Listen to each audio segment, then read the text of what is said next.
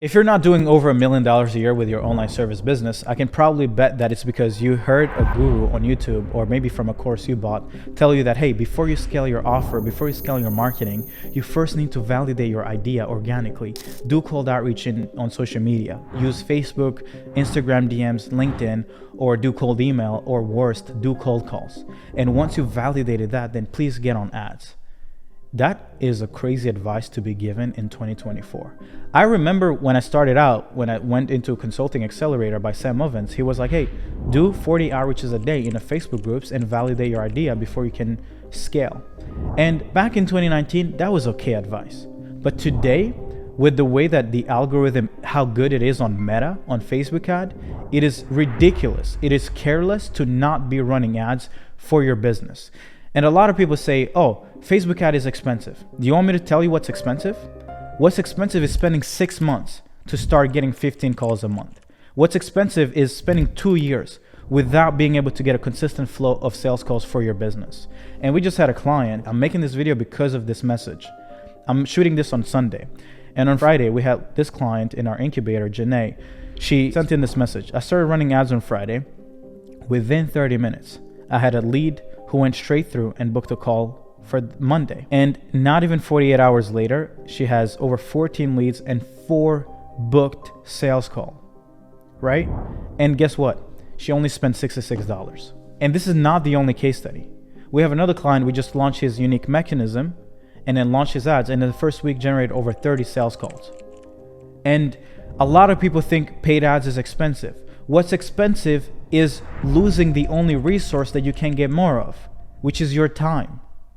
So, knowing that I don't want you guys getting old and never having built a successful business, I've asked my team to please go through the same walkthrough that we use to launch our client acquisition campaigns on Meta. So today, if you watch this whole entire video, you'll know how to essentially go from nothing to having your ads launched on Meta without having to trade your time doing some bullshit outreach, which is going to cost you a lot more time. Okay?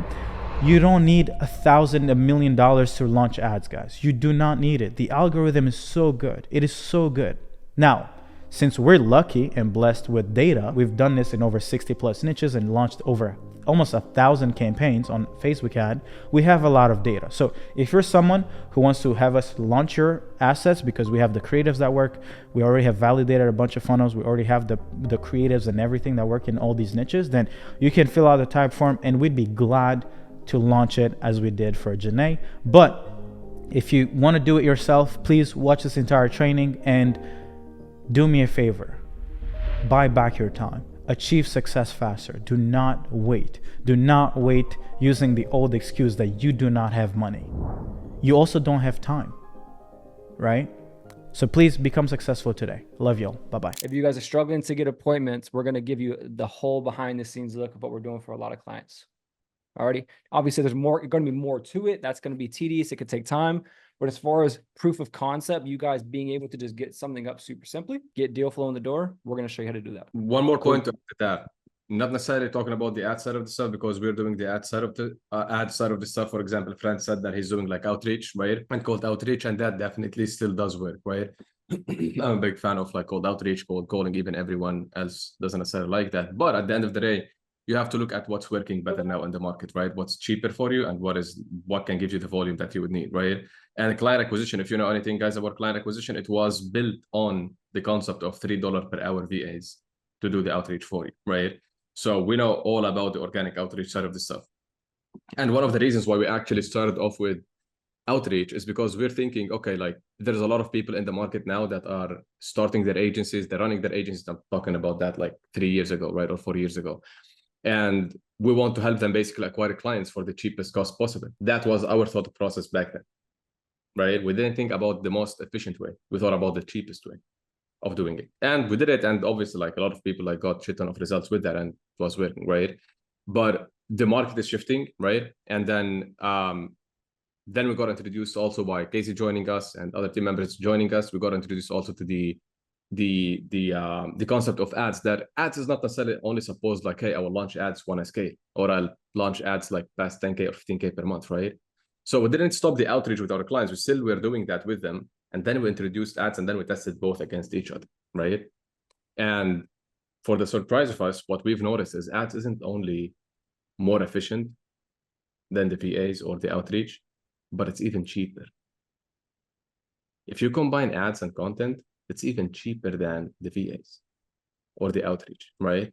And since then, we started getting every single client basically to launch ads, right? And more so now also we're getting everyone else to start like pushing like a lot of content. So that's the whole reason why we've noticed from a lot of your guys like onboarding forums in MBL that the main thing that you're struggling with is lead gen. So we're basically trying to solve this first pillar for you. At the end of the call, we're going to have maybe like 15 minutes or so based on how long the call would take. We're going to be answering your questions, whatever like questions you might have, right? Whether it's about lead gen, whether it's about your offer, Bilal, right? We can talk about that at the end of the call as well. You'll have 15 minutes or so just like to ask any questions, right? Q&A. So with that being said, we can get started. Quick question: who's here running like a lead gen agency? If you're running a lead gen agency, just drop a one in the chats. As this offer is going to be around like local lead gen. The same concept, by the way, applies for different industries. Few things are different for sure, but one other thing also that I've noticed is that a lot of people are basically in the local lead gen. Okay, cool. That's it. Only got 4 of y'all. Only 4 of you guys are helping people front end grow. I mean, it could be anything. Are you helping anyone get more business? All right, there we go. Okay, I'm gonna say it should be 99% of you guys in here. I was like, "There's no way this is everyone right." didn't yet launch their agency. I was like, okay, that's a bit cool. Cool. All right, so whenever we're basically launching offers, whenever we're launching agencies, whenever we're like, because we also have some people that are joining, let's say GCI, that would come to us like, hey guys, I don't necessarily have like anything in place, right? I just want to start something from scratch, right? So we also go walk them through the process, and basically we go through the process with them of the process of basically picking a niche, right? And creating an offer around it, right? And whenever we're picking a niche, there is basically something that we always look for in a niche, right? Before we do anything, right? One second, let me just share my screen in here so that I can explain it better and on a Russell chart. One second. So usually whenever we're looking at niches, there are few boxes that we need to check, right? First one is the audience size, aka TAM, right? And that usually we try and go after businesses that there is more than 100,000 businesses in that market, right? For the market to be big enough for us to go after, right? The second thing that we look at is, I'm going to give you examples about that. The second thing that we look at is the buying power of that audience, right? And buying power is also a bit dictated by the price per ticket / service that they are selling, right? And buying power also is a bit has to do with the profit margins as well that they have, right? So audience size, buying power, price per ticket, and service. And then the third thing also, if you're, and this is not necessarily we always look at it, but if you're starting off like completely from scratch, you don't have any experience with anything, right? We also have to consider the market sophistication, and sophistication on two ends, on sales wise and delivery, right? Most of you over here understand what I mean by sophistication level on the sales side of the stuff. Meaning, for example, if you're trying to sell to coaches and consultants, right? All what they're doing is learning about sales, and they're pitching people, or they can pitch. So they're a bit more sophisticated when it comes to sales. They have high defenses, etc., right? So you understand that. But what I mean about sophistication on service delivery end is the offers that you're creating. You have to think of it from a standpoint of how can I basically bridge the whole gap for that problem that I'm trying to solve for this business, right? Now, the more variables you have to take care of and solve for a business to take them from point A to point B, the higher the sophistication level of the delivery is, right? Meaning, for an e-com business, right, you have to take care of shit ton of variables for you to actually get them to where they want to be. For you to have them scale from 30K per month to 150K per month, right? It's not only about generating them more leads. It's about the creatives, it's about the packaging, it's about the pricing, it's about email marketing, it's about landing pages and CRO. It's about the creatives, it's about getting UGC creators. There's a lot of that, right? While in comparison, for example, to a local lead gen offer, where it's mainly about like more qualified leads, more booked appointments on their calendars, right? That's a bit of a like simpler self-delivery process. So, but usually if we have people coming in to us like with already like experience in a certain field, then we don't necessarily have to look at this, especially if they have leverage in that space, right? So with that being said, there is tons of niches basically that would fit, that would check all the boxes, right? And for today's call, I was doing like some market research, and also on our Andy client acquisition. I mean, we've served more than like 60, 70 niches, right? So we have data on all of them. So I picked one of them, which is car dealerships, right? And I'll tell you why is it a niche, for example, that I would go after.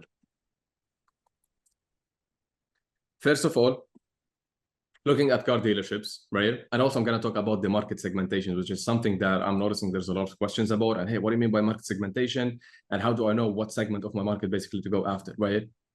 Now, before I go on and break down this whole niche, I'm not sure if you guys know Alex Hormoz's story with Gym Launch, where at some point he was signing in more than 100 clients per month, right, with his business for Gym Launch. But he was having a 22% refund rate. Meaning every single month he has like 22 people, 25 people that are like extremely mad at the whole product, right? It was a great product. It's created by Alex Hormozi, right? Led by him, etc. But he's having a lot of people that aren't happy, right? And he's having to refund them. So what he did is, instead of changing anything on the service delivery side of the stuff, he looked at the people that are requesting the refunds or basically AKA not getting the results. And he tried to find all the commonalities between them. And he found like a big list of commonalities, right? For example, it's gym owners that don't necessarily own the gym, but they rented the place of the gym and they are operating it as like a gym, for example, right? Or gym owners doing less than X amount of money per month. So the next month he stopped going after these people and saying no basically to these people. And what happened the next month is he only was able to sell, I think 40, 50 of them, right? Meaning less than half. But the interesting thing is the next month, he was able to upsell every single one of them. AKA all of them got results to a point where they can be upsold. So he went from a 22% refund rate up to 100% upselling rate, which usually in the world of business, it's not something that's like as usual to happen in a very short period of time. And guess what? He's still selling to gym owners and he still has the same product, Gym Launch, right? It's just a different segment of his market. So usually what the mistake that people would do is that, let's say they picked car dealerships, right? They would jump in and they'll start basically reaching out to all car dealerships, right? Hey, we help car dealerships basically sell 10 cars per month. And that would be their offer. No, there's a bit more than that, right? And now you having guys like the AI, all that kind of stuff, like every single thing that I want to know about any niche, basically, I'm literally just leveraging ChatGPT for them, right? So what I did first of all is I know that there is two segments for that, or two basically main segments for this industry, right? There is the new car dealerships, and then there's the used car dealerships, or the factory car dealerships, or the used car dealerships, right? So that's the first thing that I have to look at. And then I started breaking each down. Now, let's see what I asked this question about the size of the market. Okay, check this out. So I was looking at the market of the used car dealerships in comparison to the new car dealerships, right? And over here, as you can see, the annual sales volume, used car sales, approximately 40 million used vehicles are sold annually in the US, right? Well, if you look at the new car sales, it's 13 to 15 million. What does that tell you? Is that there is a bigger market for the used car dealers, dealerships, right? AKA, okay, that's the first segment. That basically is a winner from this category, right? At least on the market, the market of the used car dealerships, right?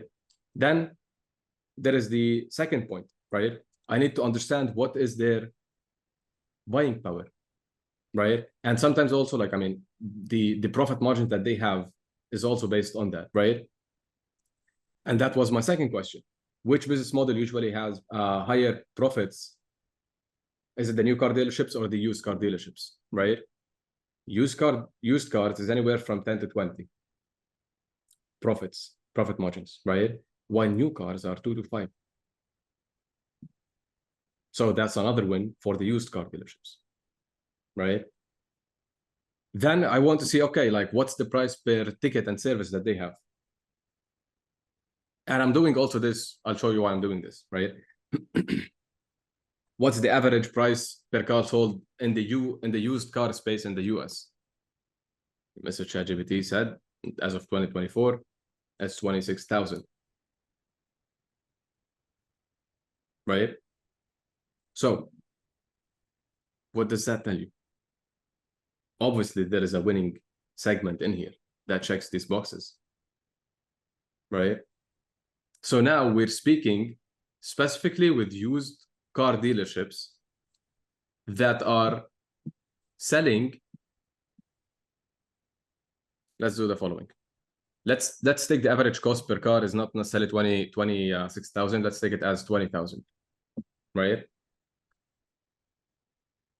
And let's say they're selling 30 cars per month, which is not necessarily like an insane number of cars being sold per month, by the way, for a car dealership, right? There's car dealerships that are selling more than 100 cars per month, usually like reps per rep, they usually aim for that, right?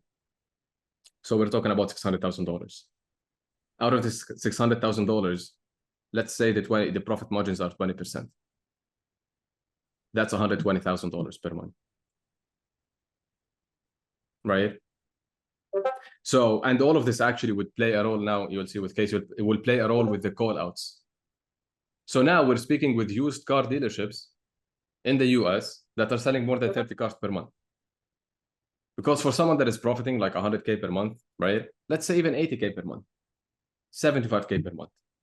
If we want to sell them on a better vehicle or AKA opportunity for them to make like 5 times that for only 10K, for only 15K, they would make sense of it. Right? So this is another data point that, okay, shit, the used car dealerships is the way to go. So now the niche mainly, or the segment, the most profitable market segment for me, basically, is used car dealerships in the US that are selling more than 30 cars per month. I have a clear call out by now, right? And then would come in also doing, I mean, Casey will show you now that a bit also, like a bit of like the market research on what are call outs that are a bit on the higher end, but reasonable as well, and how to also relate to them language-wise in the ads, right? And how to create the offer around it. So if you already have a niche in place, do this exercise. Ask ChatGPT everything that you want to ask to know about this industry. Identify all the segments, right? And see which segment actually checks all the boxes in here.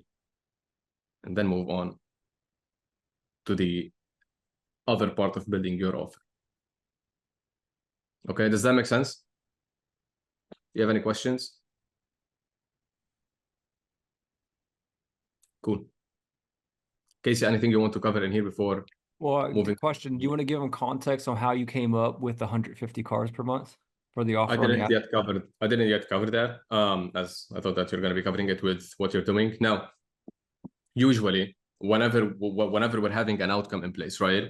An outcome in place, it's also going to be a part of the market research, right? But you have to, the outcome that you're promising should be something that is hardly achievable for them, knowing where they're at right now, it is achievable, but it's hardly achievable for them, right?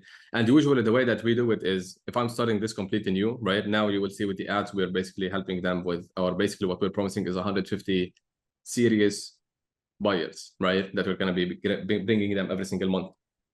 But usually if we're starting off something completely from scratch without having any data on that niche, we're going to have like usually like three main outcomes that we're promising, right? Three different brackets for that. One of them, it might be like promising them 50 plus series buyers, right? One of them is 100, one of them is 150, right? We might play around sometimes also see if they are relating more to the revenue outcome. Like, hey, we're going to add 100K in commissions, right? Or in profits, whatever that is for your industry, et cetera, et cetera. So a variation. And that's why we say like, you have to start off with like different angles that you're testing at the beginning, right? The first 2 weeks, 3 weeks, sometimes up to 4 weeks based on your ad spend is basically you finding the winning angle that would allow you basically to know how to spend your money moving forward, right? So, and some people would say, hey, like in the initial phase, I don't want to spend a lot of money up until I find the winning angle, which is another misconception, by the way, because the money is going to be spent. Let's say you have to spend what's $1,000 for you to validate the angle, right? You're either going to spend $1,000 in 1 month, or you're going to spend $500 this month and it's $500 the second month for you to basically find that, right? So just do it faster and get to the get down to the winning ad angle and then move forward with that, right? So in this situation, we've done that already with a previous client, and we've noticed, okay, 150 buyers, right, is what people are relating to the most. And the second thing that we did, and why, like, what, it's not that I randomly picked out these 50, 100, 150. It's back down to what, I mean, Casey is a master at, basically also market research and like jumping into the ads libraries and like finding a lot of like people that are already running offers, right? There is no niche out there, not most probably 100%, like it's a non-negotiable that is happening. There's no way you can't find people running ads for the same market that you're looking to run ads for example, or that you're looking to serve. There is no way, right? And if they're running something, this would give you a bit of an idea of what are the most commonly used numbers as outcomes in this market. And then from there, you can have that, you can have a bit below that, you can have a bit above that, right? So these are a few ways of knowing like how to come up with your offer. And then there is the process of validating this idea or these outcomes or this offer, which, as I mentioned, like come in from the ads. Yeah. And just really hammering what he says, guys, especially if you have no data on the actual industry you're going into, the boring shit is the stuff that most people don't do that they usually need to do. Right. And so understanding what marketing messages the market is seeing continuously on ads is crucial. And I'll give you my own story, right? When I was going into the SaaS space, I was like, hey, I'll bring you 50 demos or sign-ups. Like that was my offer, right? I'm sorry, I came up with 100. That's what it was at first. No one converted. I was like, what the heck? So then I just tested 70 and 50. Guess which one worked? 50. 100 at the time was too unbelievable for them because from a marketing perspective, they were not seeing anything but 20 to 30. So when I came out with 100, even 70, they were like, scam.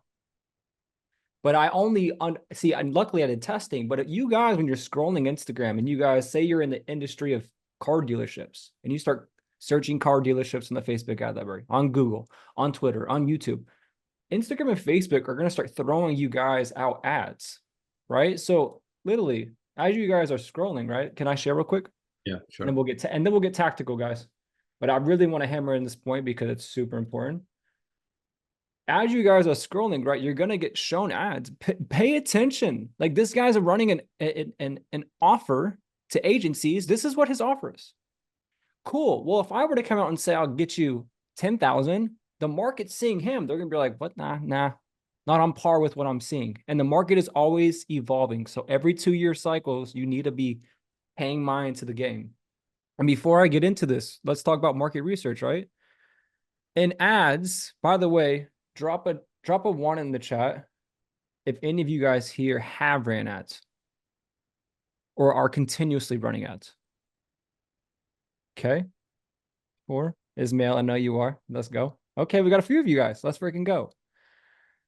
You guys know when you go into the ads library, which I will show you in a second, you can target people. You can target interest and stuff. Well, as you guys are also getting shown ads from people that are relative to what you guys are selling, you can see exactly who they're targeting. So next to this, if I click the 3 dots, right, and I click, why am I seeing this ad? And you can do this on Instagram.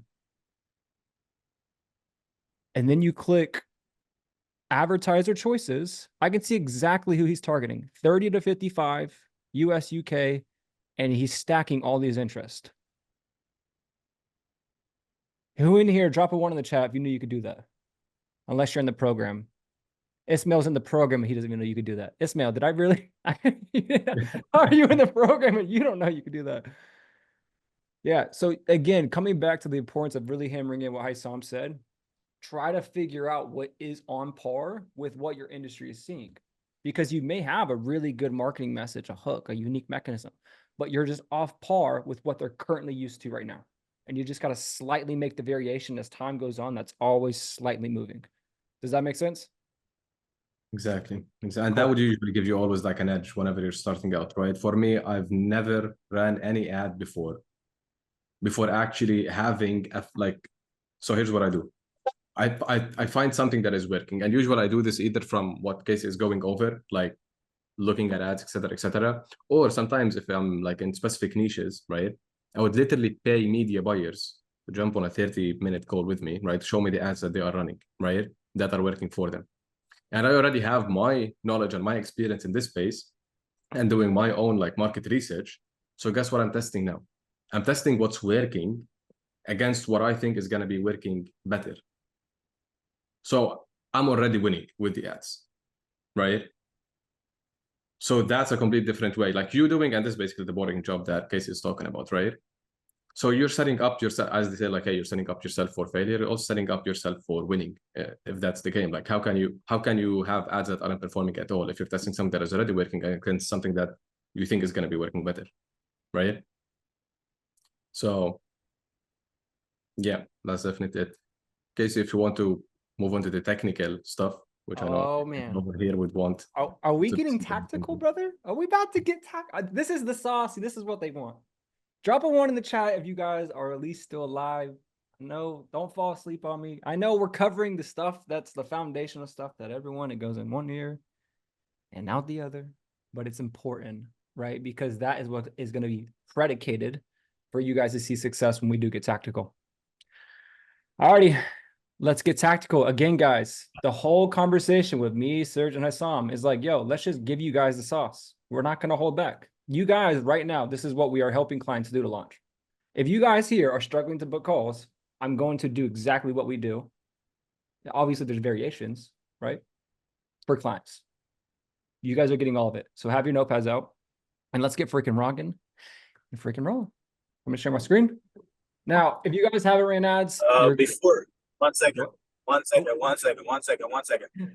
to say something to everyone, because this is a kind of like a new way that I personally look at ads with. So we used to, in 500 years ago, the way you would eat is that you would go plant a seed, and it would take a bunch of rainy days, a bunch of, putting some whatever thing that helps the plant grow faster.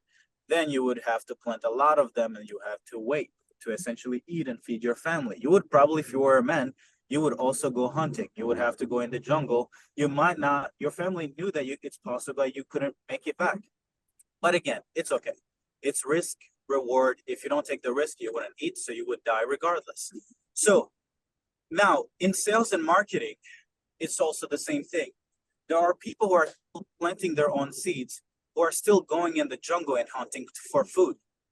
Today, guys, you don't have to do none of that.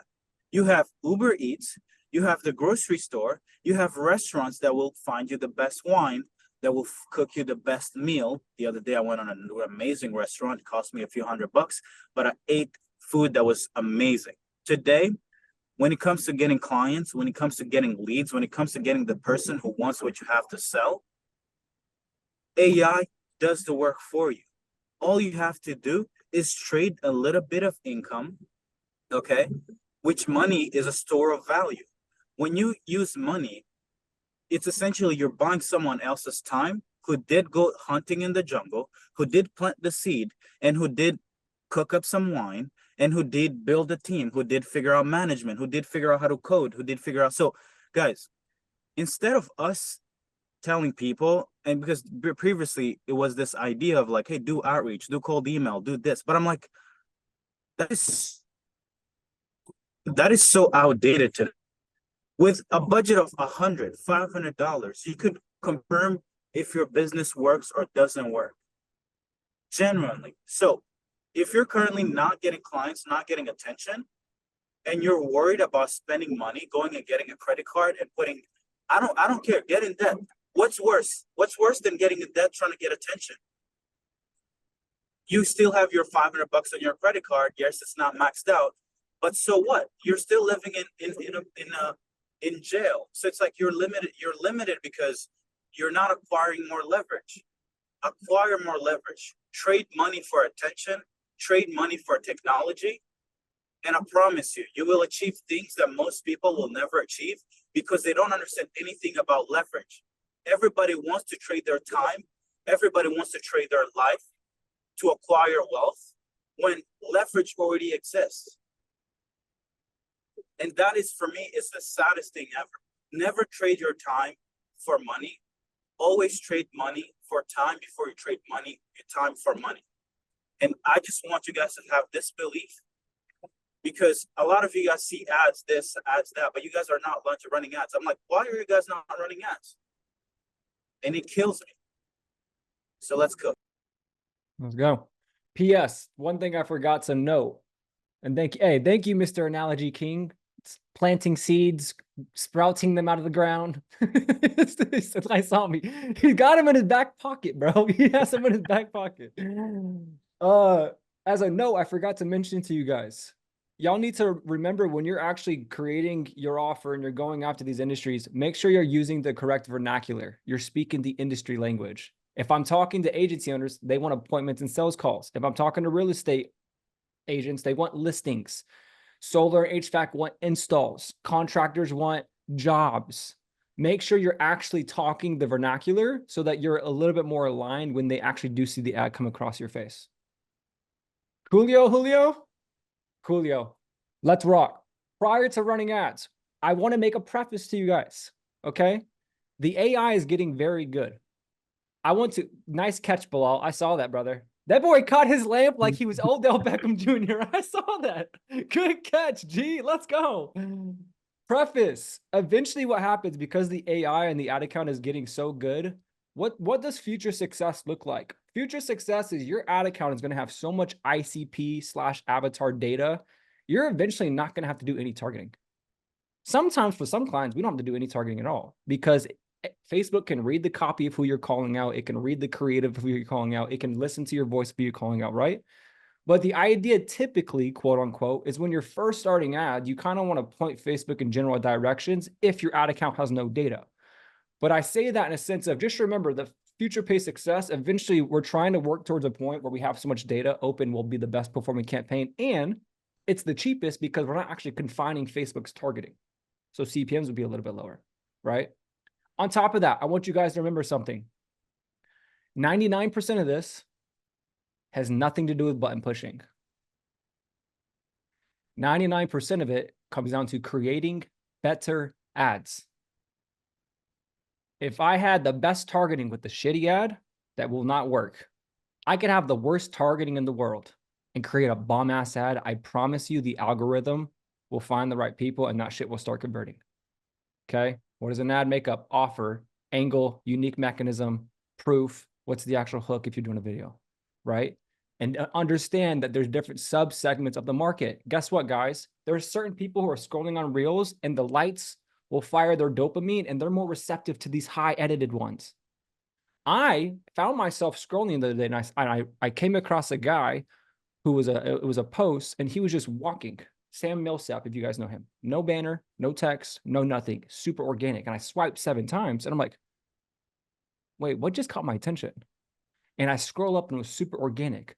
I'm noticing myself, I'm a certain subsegment of the market that's super responsive to UGC. So remember, when you're creating ads within your industry, there's different people who are receptive to different things. So don't just continuously sit in front of one setting. Don't create the same static.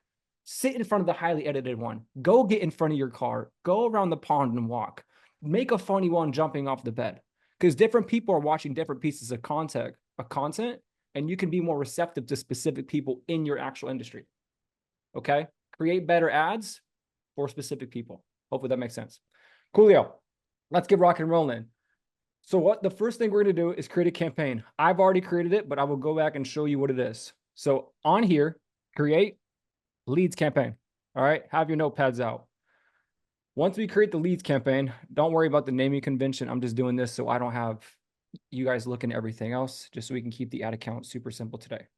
We're going to be doing a lead form. So I put LF, and I'm actually running with the industry and the offer that we're targeting. So just car dealerships, 150 guaranteed, right?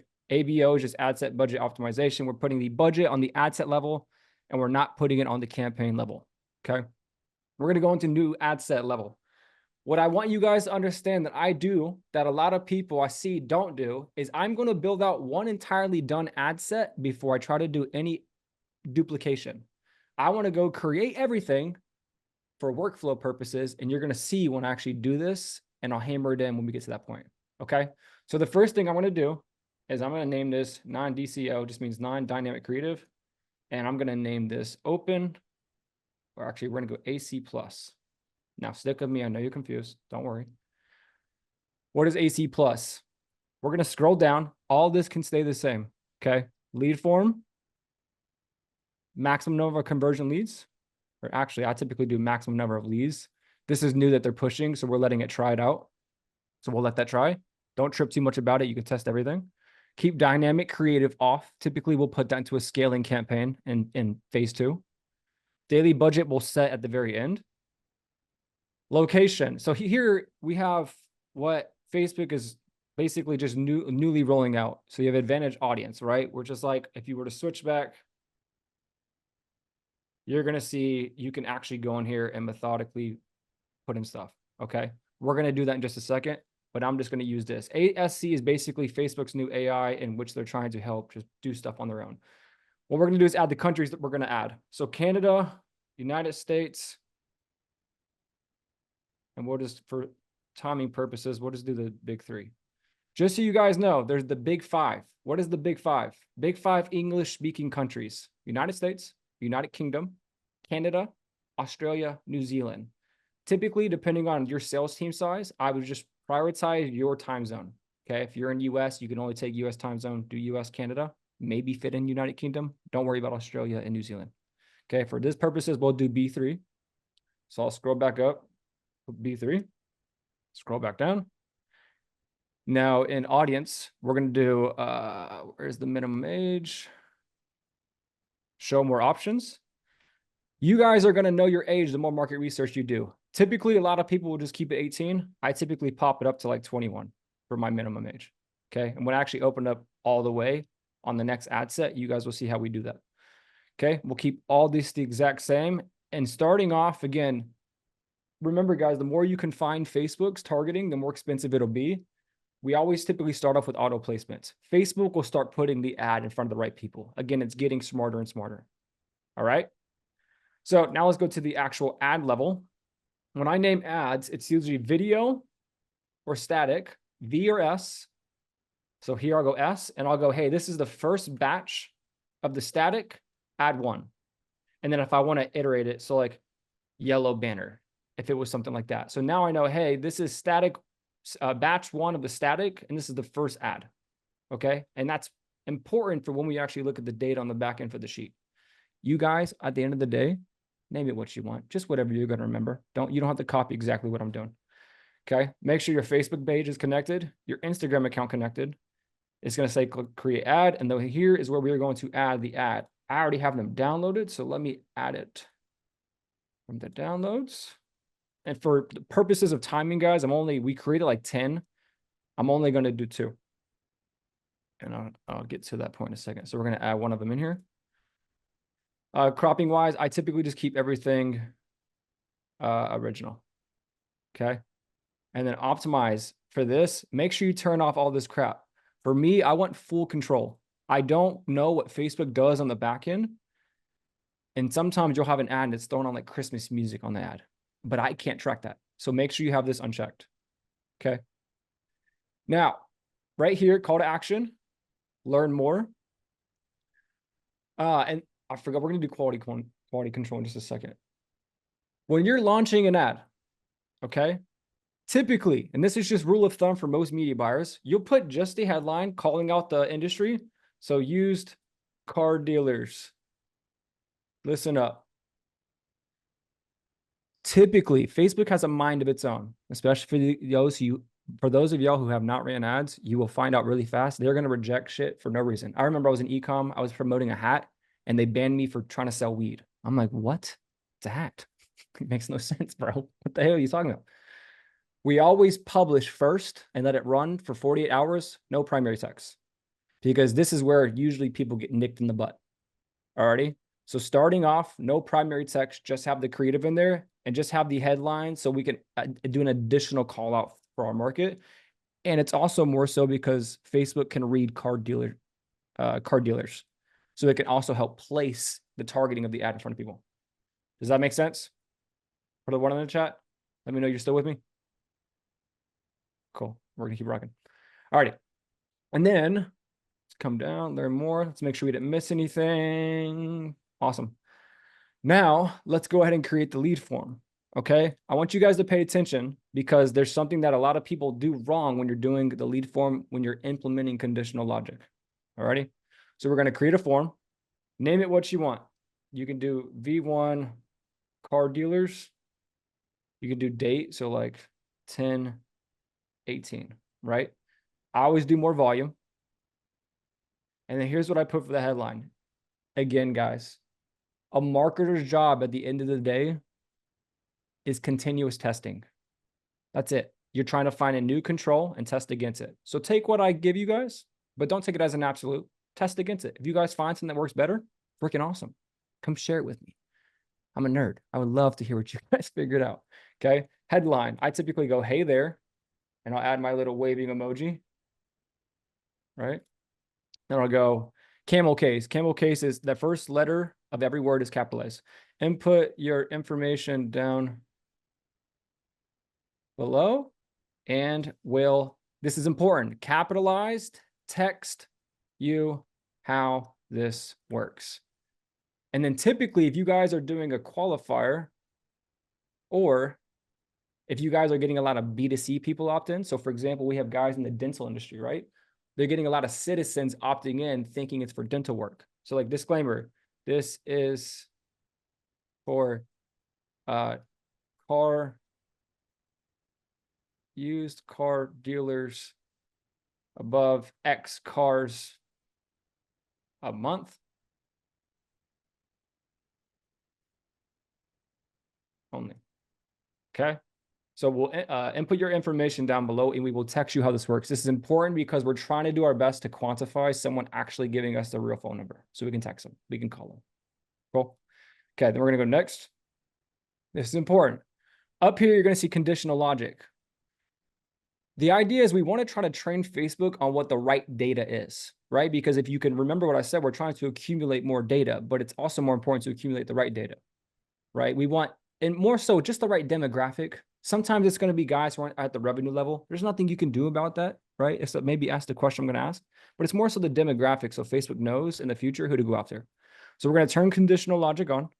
We're going to add a question. We're going to add a multiple choice. You can say, are you a used car dealership owner? Something like that, right? You can go yes. You can go no. Here you're going to go submit form and page for leads. Okay. I'm going to give you guys another question to think about. For no, you're going to go submit form. No, I'm sorry. Close form in page for non-leads. This is important. No one does this. This is something I tell the clients to do. It's not yet. We're going to get there, but you need to do something on the end page for leads. Another question you could ask, and I really want to hammer this in real quick. The idea is starting off when you're newer, you create flow, Then you create friction. I got this from Cole Gordon's 8-figure boardroom. Okay. If your job right now is to get more sales calls and you're not getting any sales calls or any leads, well, try not to create so much friction starting off. Get some data in the door, get used to having calls, even if they're unqualified. But as you begin to create friction, you could ask the question here where it's like, are you above, and let's just use the agency example for a second. Are you above 10K a month? Oh shit. 10K a month, right? I'm just giving you guys a framework to think through. Same thing. Yes. No. This would go closed form if you guys were to add this second question. Okay, stick with me. First question, you would go to next question. Cool. So hey, are you a used car dealership owner? If so, go to question 2. Hey, are you actually a used car dealership owner that's above 10K a month? If so, cool. Submit form and page for leads. Does that make sense? Yes? Cool. See some head shaking. Awesome.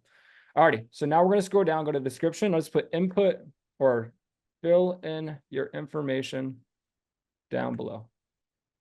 And then here, what we'll do is I like to segment first name, last name, because that's actually going to go into different blanks and go high level. So I'm going to delete this. I'm going to go add category, contacts, field, or username fields, first name, last name. Well, they used to let you drag it. Looks like you can't drag it anymore, which is not a big deal. And then what I also want, contact fields, phone number. So we're going to get their email, first name, last name, phone number. Okay. Don't add too much friction. Super simple. Y'all with me? We're going to the next page. Qualifying question and conditional logic. Car dealership owner? If so, man, are you actually doing above X amount? Cool. If so, you can, let's talk about it. Next page. Privacy policy. Just add the link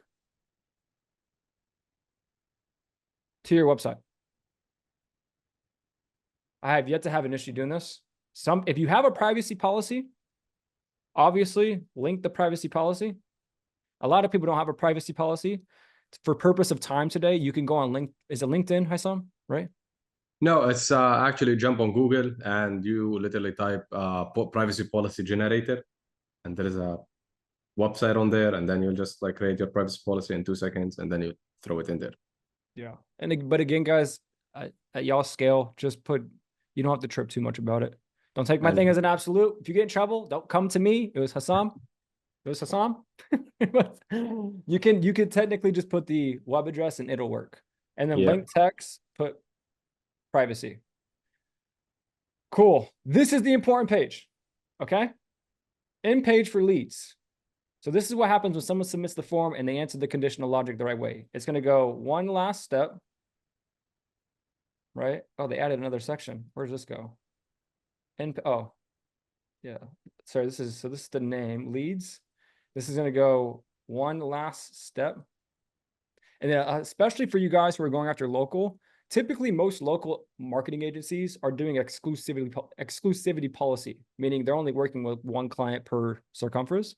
So you can go to due to limited availability per our exclusivity, however you spell that, policy, lock in your spot by clicking lock spot below. Ignore my grammatical errors. And then down here, right here, it says view website, put lock spot. You're going to go to website. And then you're going to put the link to wherever you're going to send them. That can be the funnel with just your calendar on it, which full transparency. That's what we're doing with most people right now. Right now, we're leading them straight because the offer is so good. We're leading them straight to the calendar. We're getting more booking rates that way. And then on the next page is where they're actually watching the VSL. Does not mean you cannot flip it. We have other clients that are testing the flip. You can A/B test it. All I want you guys to understand is you can put right here, you're going to put the link to the funnel you're sending people to. Make sense? Just make sure you're not sending them to another opt-in page. Cool. Here's the main one I want you guys to understand. In page for non-leads. Look what this says. Everyone take a second to read this. Thanks for your interest. Based on your answers, this might not be the best fit for you. Check out our website. Well, if I'm a car dealership owner and I opt into this thing and I answer the conditional questions and I get to the end and you tell me I'm not qualified and I know, oh, it's based on the questions I answered, what would most people do if they're in a dire need of pain? Exit the form, go back into the form, change their answers. That's what everyone would do. I'm not qualified. Yep. Yeah, man, I'm making above 10K, dude. That's me, dude. I was just kidding, fool. Just kidding. Guess what? Now that we're training Facebook on more of that data, we don't need to. So it's just, thanks for your interest. Our team, you guys can make this up, but all I want to make it seem like is that, hey, we'll be in touch within the, if you're a fit, we'll be in touch the next 48 to 72 hours. And you just don't talk to them. So, hey, our team will take a look at your information and will be in touch within 48 to 72 hours.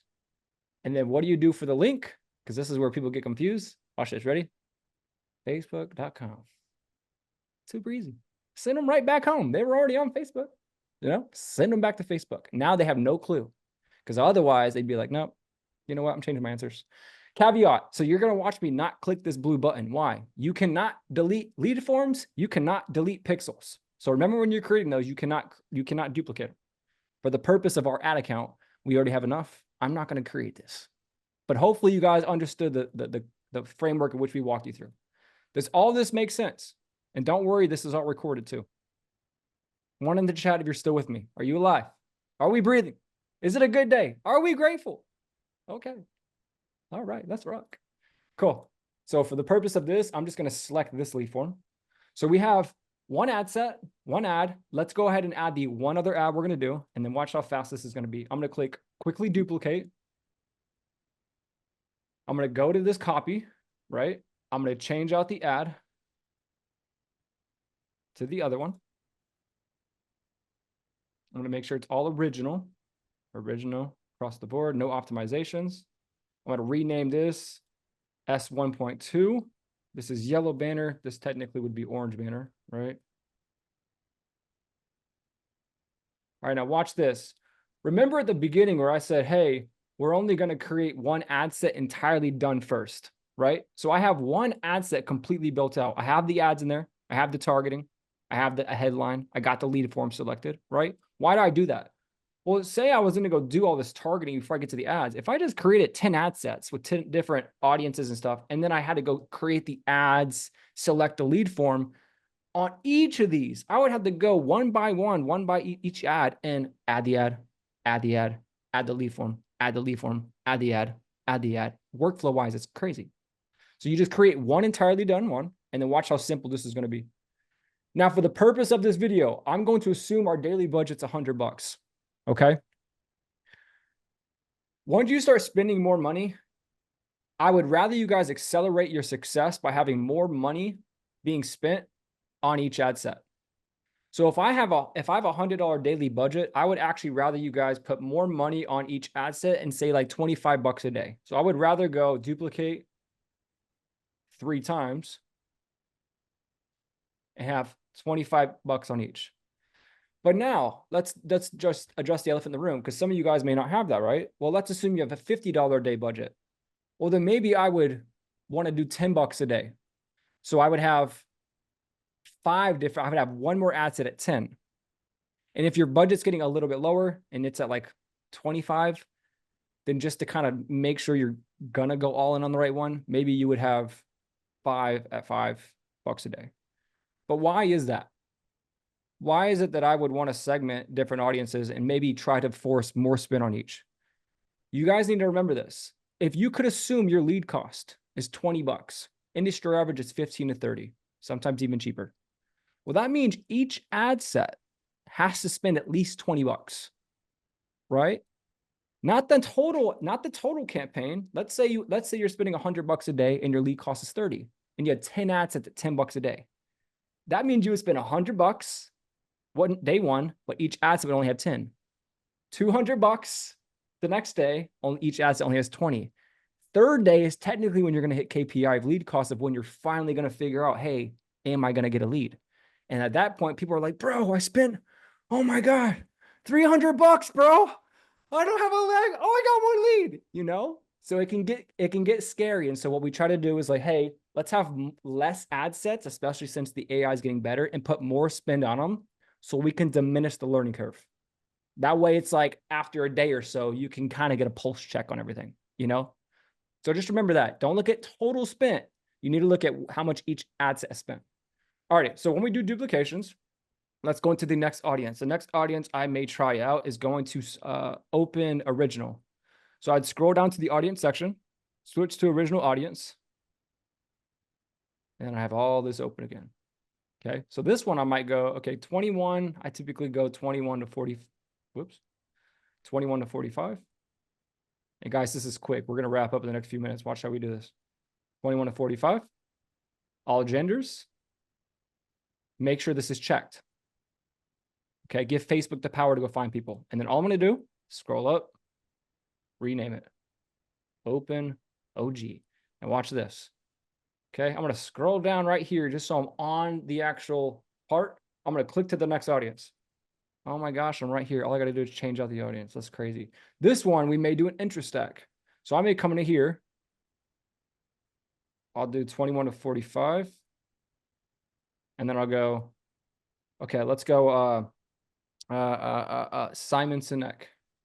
We'll do like an author influencer stack. Okay, and then I can go right here, click suggestions. So I may go Seth Godwin, Gary Vaynerchuk, Robert Kiyosaki, John C. Maxwell, Zig Ziglar. And don't trip about the actual interest, guys. Facebook made a report. It's only accurate 30% of the time. When Facebook has the power, it'll jump from freaking entrepreneurship to pony if it thinks there's one in pony. Don't take it too absolute. And you just stack a bunch. So then I'll stack, I'll come back up, and I'll go influencer, stack. Okay. And the next one, you could do,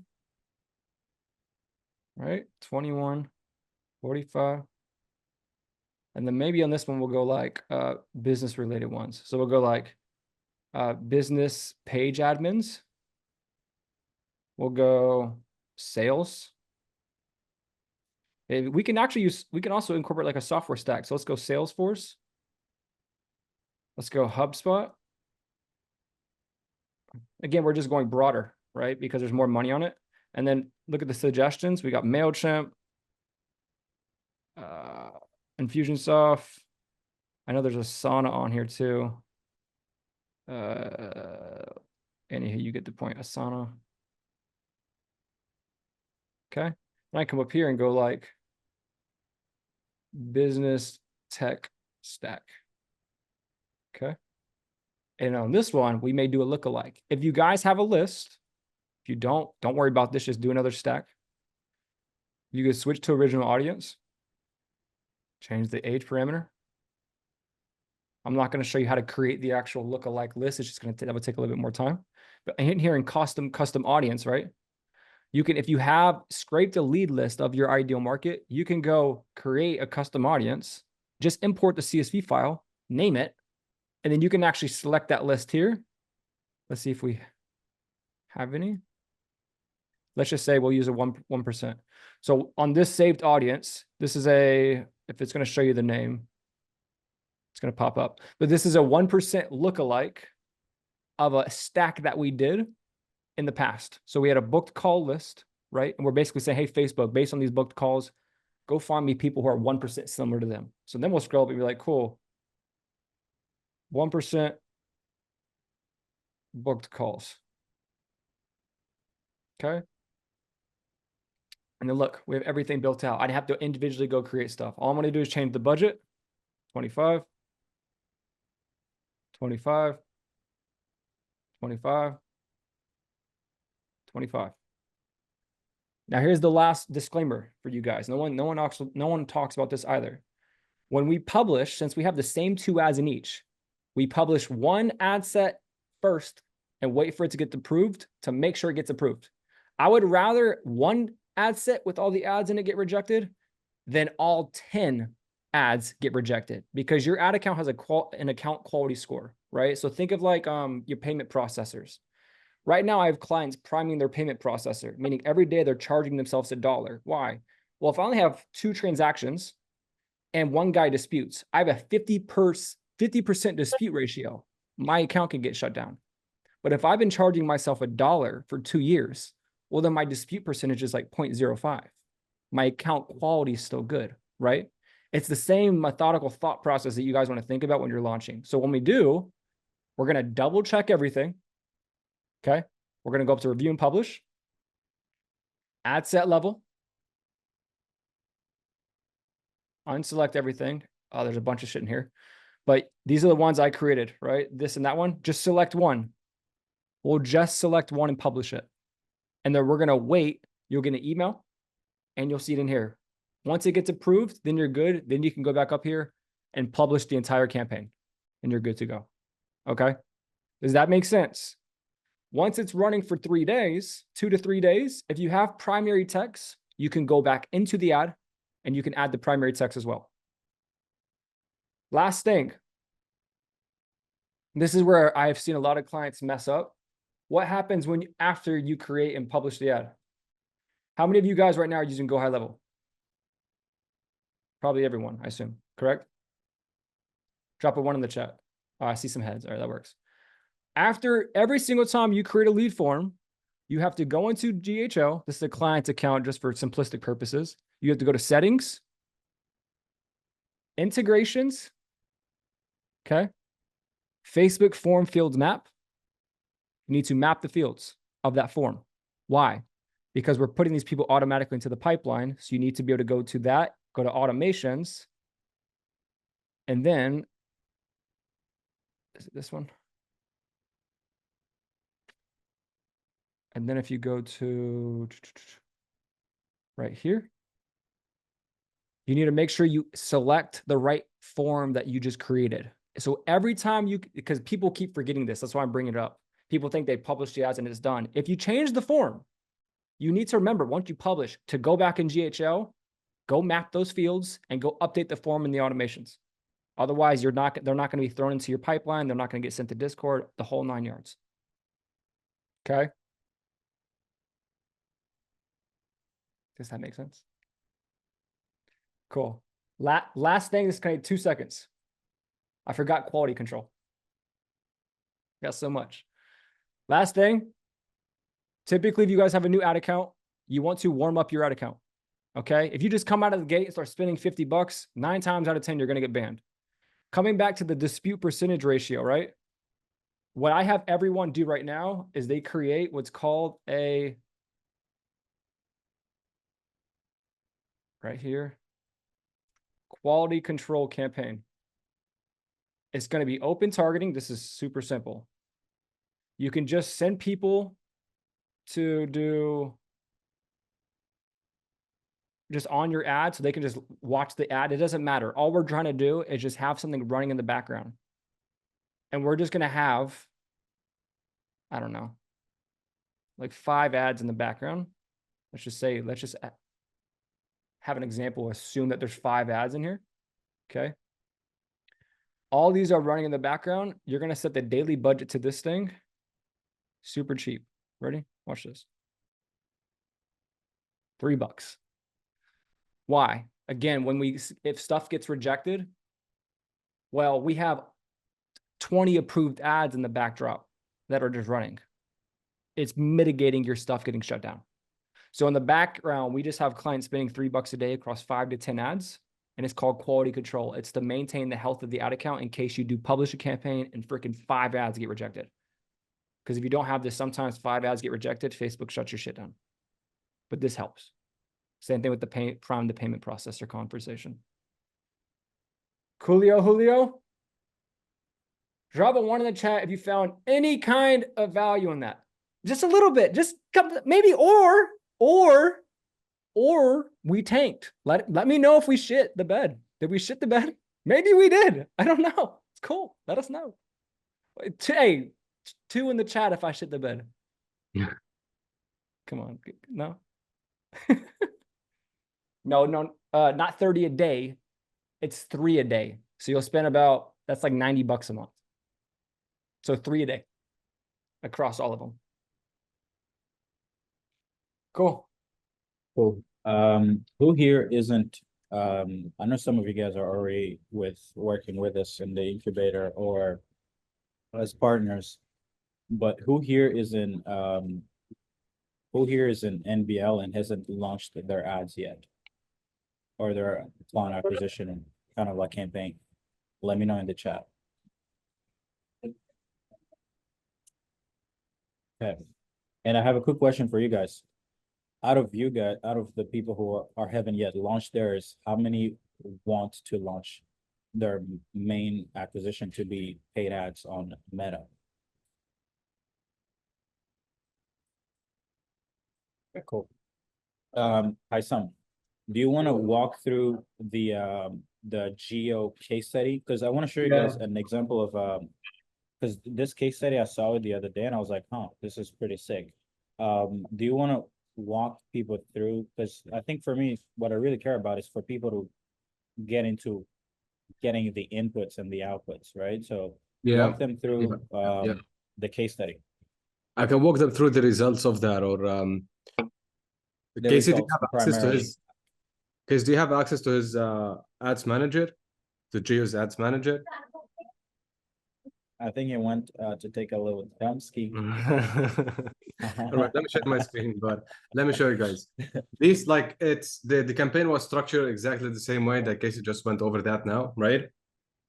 And I'm gonna share with you my screen, just going over what Isa, one of our consultants, shared with me about Geo in here. Check this out. Or actually in here. So this was, he joined, this was, I think, 4 days into him joining, or him launching his campaign, sorry, if I'm not mistaken. We placed him with a new closer also because he was booking a lot of calls right off the bat, 8 to 10 calls per day.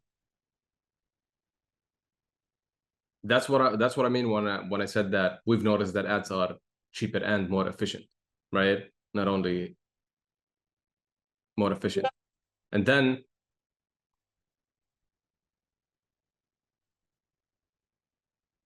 Geo booked 33 booked calls out of 127 leads in 7 days of launch. So this is, yeah, this is what I meant by it is not expensive to get on ads. It is not expensive. It is more expensive in time for you to wait to do like some organic stuff, some organic tricks, and waste pay in time when you could pay in capital to acquire this. So, and this, whether you're a client, whether you're not a client, like, do some niches perform better than others? For sure, right? But you won't know until you actually get started on ads. You won't test fast enough. You won't iterate fast enough. So for anyone who isn't yet working with us, and who wants our team to launch their ads, message me on Discord and I'll let you guys, I'll share with you guys kind of like an offer that we want to test on launching ads. And then you guys can message me if you want to learn more. I'd be happy to get my team in 7 days to launch your ads, so you guys don't have to stay in this loop of, because here's where most entrepreneurs fail. It's when you're not getting outputs. It's in those days where you're, oh, I have a great idea, but then the idea to product market fit or to result is the idle time. Like the greatest enemy for any entrepreneur is the time where there's nothing going on, where you're just like, is this going to work? Oh, this might work. Oh, sir just released this new video. I think this would work. Oh, you get excited, then you get sad. You get excited, then you get sad. You get excited, then you get sad. Remove that. Let's not live in the realm of emotions and feelings. Spend money on ads, get leads, get appointments, get clients. It's all data. No more emotions. So if you guys want to get out of this movement or this feeling zone where you're not sure, you're excited about what you're trying to do, but you're not doing anything about it, let's get you some data. Let's get you leads. Let's get you prospects. So just shoot me a message. But I think we're going to be doing a lot more of these more often, just to show you guys that it's a lot easier than you think it is. It's just that it takes a little bit of risk, it takes a little bit of investment, but the other side of doing it, it can change your life. So, this is coming from someone who space first business was saying, oh, you should do outreach on Instagram. You should do outreach on Instagram. You should do outreach on Instagram, right? You should do organic stuff. But I'm like, yeah, but if you're starting out, you need to pay for attention. It's just super fast. So yeah, guys, I don't know if you guys have any questions before we wrap this up, but I'm gonna make a loom on the ads launch and acquisition launch. So I'm gonna be sending it to everyone in NBL, but that's pretty much it. Cool. We told them that we're gonna have like less 10 Sam, can I minutes. ask you a question real Mhm. quick? Sure. Let's do a 10-minute. At the beginning of the presentation, you had talked about, the market sophistication and I think one of the issues that new businesses have. So like my background, I don't know, I've not spoken to you yet, but my background is I had a business. It's terrible. Like the people in it doesn't scale, whatever. So I'm having a brand new offer. So I'm basically like have a brand new business. And so one of the things that I'm having an issue with is like, how do you mitigate not overextending your services? So you're like, the more that variables that you have in your offer, like the more sophisticated and maybe the better it is. But I think people like me tend to do that to try to make up for like, I don't have any case studies, so I'm just going to give you all the things. So like, where is the balance in that? So I go with it as far as, okay, there are two things that you need to take care of for you to actually create a good offer. A lot of people actually try and solve the problem, like appointment setting, and that's about it, right? For example, for businesses, right? But you can actually create a good offer in a way where you're not necessarily like over stacking just like the deliverables, by also thinking of what is this solution that you're bringing, what's the problem that is coming up as a byproduct of giving them a certain solution, and then fixing that.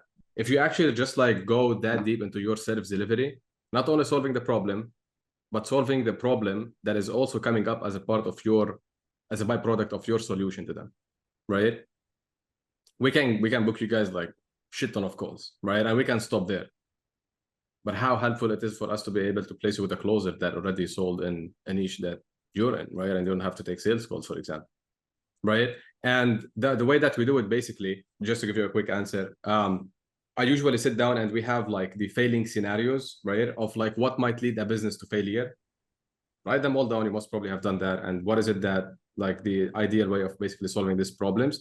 And then boil it down to the 20% of the problems that if you actually solve these problems for them, like you would be able to get them the results, right? So they make it or break it type of variables. Another way of positioning it is, so when you're marketing, there is different levels of awareness of a market, right? So there is super unaware. So someone who doesn't have a business doesn't really know about the importance of leads, appointments, and sales calls, right? Or closing clients or closing rate. So you marketing leads, appointments, and closing rate to them is useless. So you're trying to solve that for them on an offer. You're like, hey, I have this thing, this system, this infrastructure, it solves everything. They're like, what are you talking about? I have seen no value in what you're talking about, right? So in that case, you really go super broad. It almost like becomes like a B2C consumer opportunity where you're telling them, hey, if you just learn to write, you can make money online. You're going super simple, right? And then now they become problem aware. They're like, oh, but how do I get clients? So then when you're talking to these people on a sales call in marketing, you're talking to what they're aware of. Hey, you now have become an email copywriter, a freelancer, but you don't know how to get clients. So even in the offer, it has to solve that thing that they're super aware of. So people see value in what they're aware of. That's why one of the things that really helped our business is that for me, the reason why our business has grown is because I take someone from unaware all through to problem aware, solution aware, product aware, and other options in one single webinar, 3 hours. So what I do is I literally build my customer. I don't let them choose what's valuable. I don't go and just serve what already exists. I create customers, right? But like that is too much of a, it's too long, so I don't suggest doing that as of now. So now you have to decide, when you need to test different angles. Have people already tried setters? Have people tried ads? Have people already, cool. Now, what is it that once they've tried it are now aware of that is the new problem? So someone who's running ads, if you go to them and try to sell them ads, they're gonna be like, I've already tried marketing agencies, advertising agencies, like get out of my face, right? But if you talk to them about, hey, you're getting leads that are not showing up and you're getting shitty quality leads. So the system solves not paid advertising, it actually solves quality of leads. So just that in and of itself is worth thousands, if not tens of thousands of dollars. But you have to establish how sophisticated that customer and that business owner is. Are they in a phase where they don't have any lead gen? Are they in a phase where they have a bunch of leads, but they're super useless and they're having to run after leads that don't show up? Okay, cool. Or they have now a bunch of clients that already solved the sales process. Now it's a matter of like, hey, onboarding people, retaining people, blah, blah, blah, blah, blah. So you have to really be super in tune with what awareness level and what is that for them? What is that thing? And I'd love to give you another lens because I went through this and it sucked. When I was selling to SaaS, I'm dead serious. This is one of the main reasons why I ended up making money and losing a lot of money. I offered Google ads, Facebook ad. I put this all in my pitch deck. Email outbound, LinkedIn outbound, sourcing creators, landing pages for Google, and something else. Anywho, I was offering everything under the sun because I thought inherently it was going to create more value. And so I would, even though, and this is what happened, I ended up figuring out when people came on calls, because a part of my sales call was like, hey man, out of the things that I kind of walk you through, what are like the main one or two things that you find the most valuable? Everyone kept coming to me for Google and Facebook ads, but yet I still was giving them everything. So I was onboarding them for the entire system, but they were only there for Facebook and Google ads. I became so stressed out having to do everything when I didn't need to, especially at my stage in my life cycle. When you're at the beginning, you unfortunately don't have the benefit of having a full-blown team. You're the solopreneur, right? And it took me forever to realize there's people out there right now that like, let's just take all the bells and whistles out of it, that just know they need to be running Facebook ads. They just know they need to be running Google ads. Hey Digital, massive 8-figure marketing agency, just a Google ads agency. Refine Labs, enterprise marketing agency, doing 57 million. They just specialize on Facebook. But how can you create, this is where unique mechanisms come into play. How can you also create your own unique approach with inside of that? Because at the end of the day, they just want someone to bring the end result of whatever the thing is that in their mind, they think they want. So like an example, Ashton Shanks, he works with Eddie Malouf now, they're business partners. He did Facebook ads, but his approach was he would decentralize your ad account, and everyone bought into his new way, paired with all his case studies, rather than buying the unique thing at his stage when he started off, since he didn't have a full-blown team. What's my unique approach that's like my MVP that I can go to market with, that I'm not going to drown myself in having to do everything. I'm having to wear all these hats, right? When the market you're going after, think to yourself, have the conversations. What are the things that these guys truly are wanting? How can I, starting off, think of, hey, well, if these are really what they're wanting, how can I find my unique approach? Like what Serge was saying, like create almost the awareness of why they should be doing it your way, you know? Because it definitely it killed me for like, I lost a lot of money trying to do all that at one point in my stage, you know? So very good question though. And I hope everyone really just listened to what me, Hassam, and Serge just said. It's important. If you're seeing this, then it means you just finished watching the ad launch breakdown that I asked my team to do. Now, why would I get my team to showcase how we launch ads for our partners for free? Is because I generally believe I would be doing a disservice to my audience, to my customers, not to force you guys, or not to force awareness as to how easy it is to actually start getting leads, appointments through paid ads instead of relying on outdated, inefficient acquisition channels like cold outreach, cold calls, cold email, that so many other experts are telling you guys to start with or to leverage before you can scale. And to me, it is so sad, because you're going to be trading the most important thing, which is your time, and your soul and your happiness to wait for success when you could get success in a day, 48 hours, right? Now, I want to make this offer to anyone who is in a position where they have capital and they would rather not, test a bunch of stuff and waste their money on ads, because it is definitely risky. Paid ads can just suck up all your money really fast. Or you're just in a position where you'd rather not waste time and you'd just rather pay for a team of experts to actually get this done in 30 days and get you your acquisition system in place. Now, I want to preface this by saying that we do not launch acquisition for something that is not unique and an offer that we haven't built. So why do we do that? Is because it doesn't matter. You don't want to use paid ads if you have a commoditized service. If you're just charging $1,000, $2,000, $3,000 a month, and you're going to ads, you're gonna get killed. You're gonna get crushed. So we force all our clients, first, let's build you a unique mechanism, something that we can charge 10, 15 plus grand upfront, okay?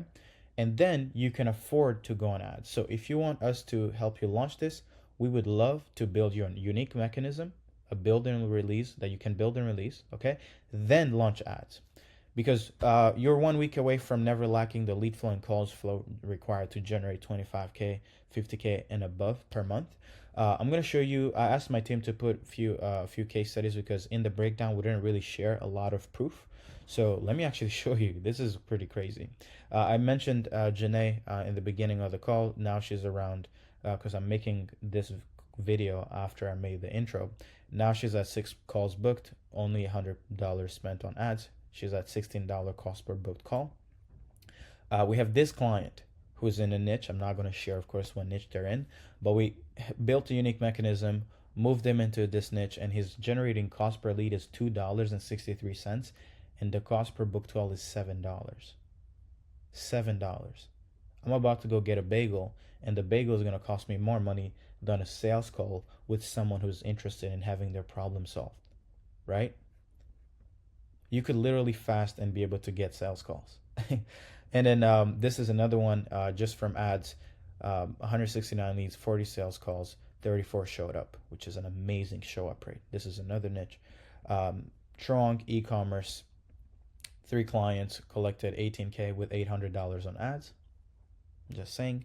Do you think 600, 700 per deal is good enough? Kareem, this is in the French market, so we are also in the French market, by the way. He's done 50K, 60K a month only with ads. Let me go through the next one. Apu, in the med spa niche, 22 meetings a week from ads. Total spend $500, cost per lead $6, cost per booked call $25. I got 22 sales calls booked for this week alone. KJ launched school ads 5 days ago. We're getting him $5.80 per school join and 2 calls booked. This is Haroon, 4K in ads, 13K. This could for sure be better, but this is still profitable, right? Now, what we do, really simple.